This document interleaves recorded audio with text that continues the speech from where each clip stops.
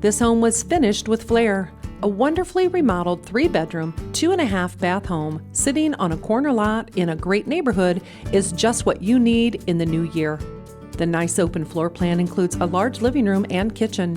The custom white cabinetry, kitchen island, and solid surface counters, plus stainless steel range hood and pantry are all notable features. A breakfast room with glass French doors can be found off of the kitchen, making this the perfect setup for weekends with friends. The owner suite is spacious and boasts a large closet with sliding barn door. In the ensuite bath, a custom shower with attractive tile and stone features and a roomy vanity awaits.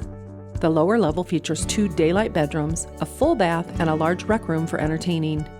2 additional rooms that could be used as a laundry room and maybe a wine cellar or storage room.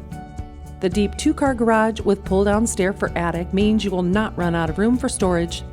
New concrete work has been done to the front of the porch and driveway, adding to the very classy exterior with stone features and a metal roof. The owners have done a fabulous job on this impressive remodel.